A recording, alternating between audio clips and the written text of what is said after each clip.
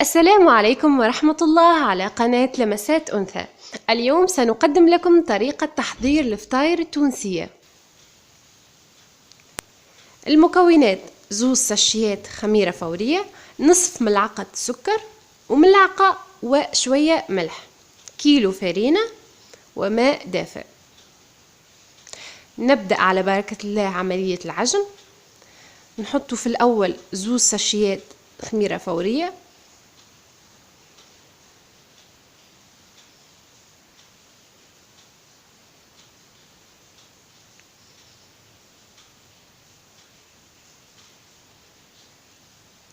نحط نصف ملعقة السكر،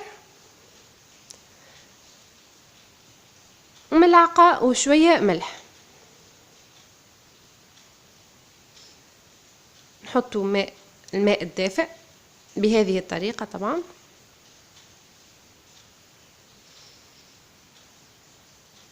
وكيلو الفرينة.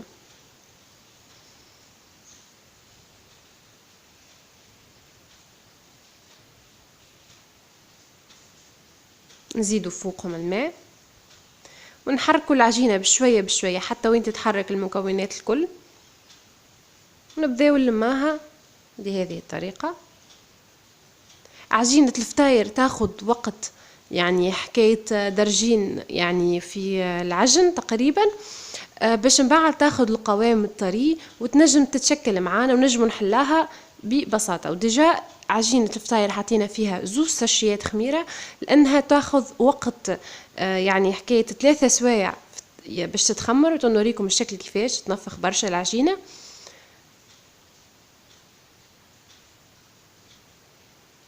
نزيدوا بشوي بشوية الماء، يعني نحاولوا انه نعجناها حتى وين طبعا العجينة تيباس وتاخذ الشكل، تتلم يعني العجينة كما نقولوا.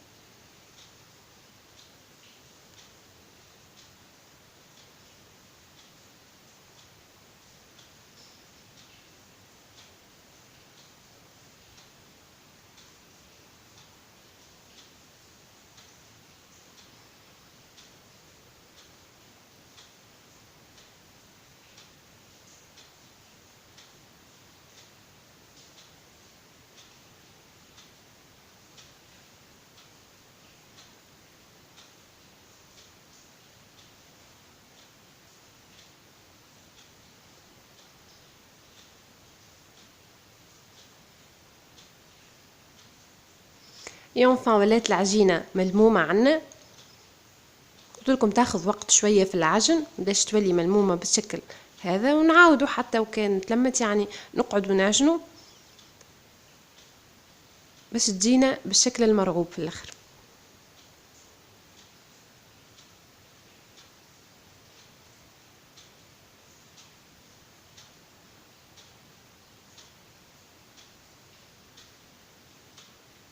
قد ما العجينة تتخدم قد ما احسن.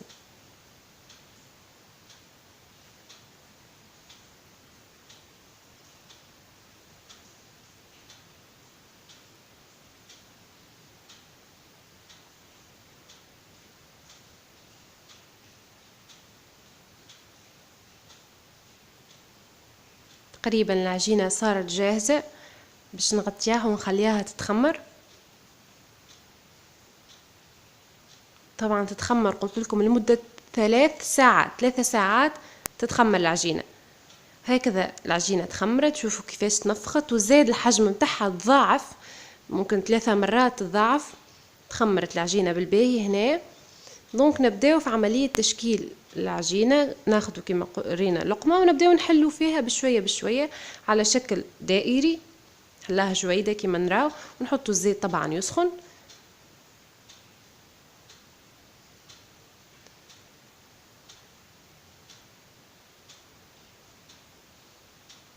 ونحطها على الزيت. يعني نبلو ايدينا ونحن نشكلو في العجينة طبعا باش تتحل معانا بطريقة سهلة، ما نبلوهمش برشا باش ما تلصقش العجينة في ايدينا. كيما نراو العجينة بدات تطيب، يعني الفطيرة بدات تطيب.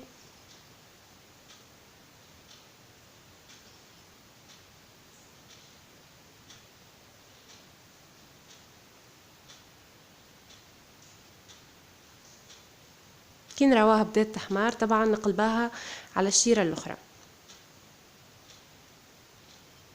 لازمنا نتحصلوا على اللون الذهبي هذا متاع الفطيرة،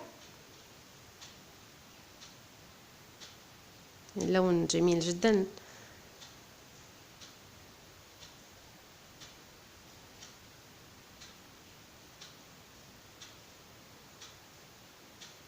ونهبطها الفطيرة أصبحت جاهزة. دونك نعاود نوريكم العملية من جديد كيفاش تتشكل العجينة. بشوي بشوي نبداو نحلو فيها كيما نراو هكا، يعني ورقة يعني دائرة جويدة شوي، نحلها شوي بالماء، نبلو يدينا صوابعنا شوي بالماء ونبداو نحلو فيها كيما نراو بالطريقة هذه. عادي كانت تقبت لنا شوية، بالعكس يعني بعتالي باش تعطي منظر جميل في الفطيرة.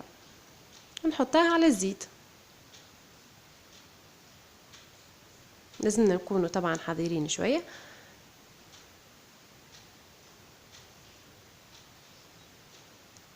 نقلبها على الشيرتين كي تبدأ تحمار.